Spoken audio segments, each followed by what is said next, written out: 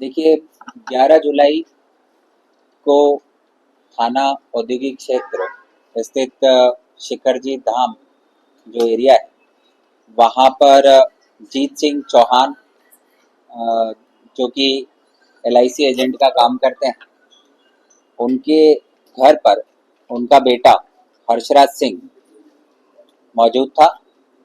हर्षराज के माता पिता किसी काम से आउट ऑफ देवास थे और 11 जुलाई को दोपहर के करीब हर्षराज जब घर पर अकेला था, तब करीब 2 से 3 बजे के बीच में 3 अनजान व्यक्ति हर्षराज के घर पर दरवाज़ा नॉक करते हैं और किसी पॉलिसी बीमा की जो है उससे रिलेटेड क्वेरी के लिए वो बात करते हैं।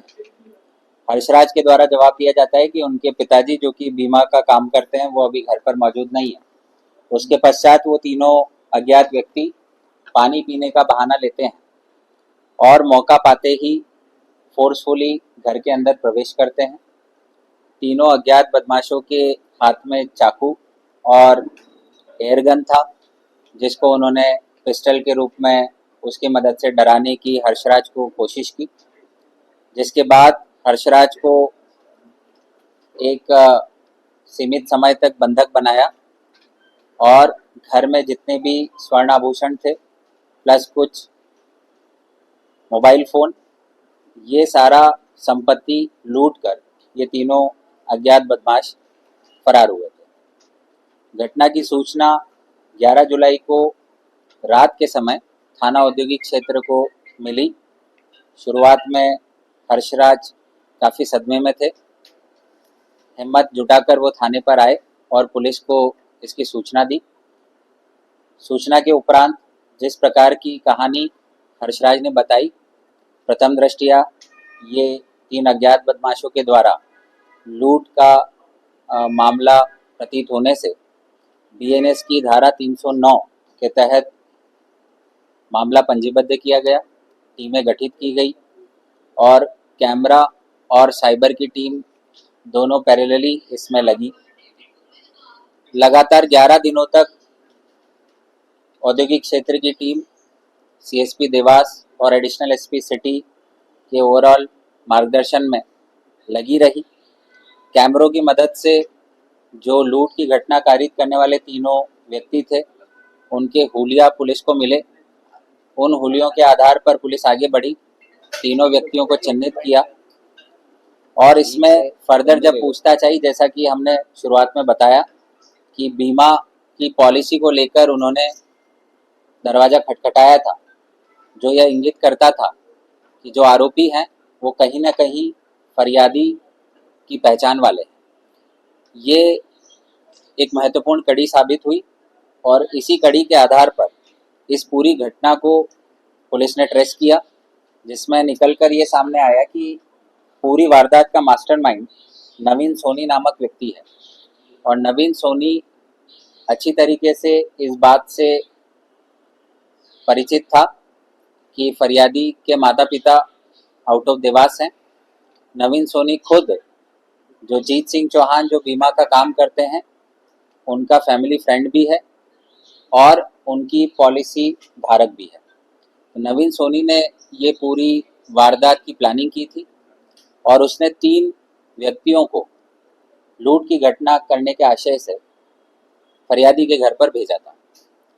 घटना करने के उपरांत फरियादी जब थाने पर आया और पुलिस को सूचना मिली, तब तक आरोपी अलग अलग दिशाओं में भागे थे। इनमें से 2 आरोपियों को पुलिस ने करीब 1500 किलोमीटर दूर तक पीछा करते हुए गोवा से गिरफ्तार किया।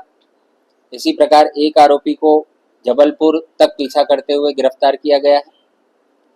लूट की घटना करने वाले तीनों आरोपियों को गिरफ्तार करने के उपरांत जब उनसे पूछा गया कि चुराया गया जो संपत्ति है वो कहाँ कहाँ उन्होंने दिया है, तो इसमें एक महत्वपूर्ण बात सामने आई कि आरोपियों के द्वारा जो स्वर्ण आभूषण थे वो IIFL गोल्ड लोन नामक एक संस्था को रखे थे और गोल्ड लोन के नाम पर वहाँ से 2,05,000 रुपये कैश लिए थे।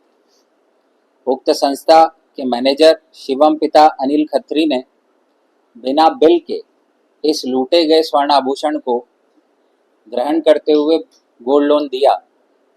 इस वजह से IIFL गोल्ड लोन के संचालक शिवम पिता अनिल खत्री को भी पुलिस ने गिरफ्तार किया है।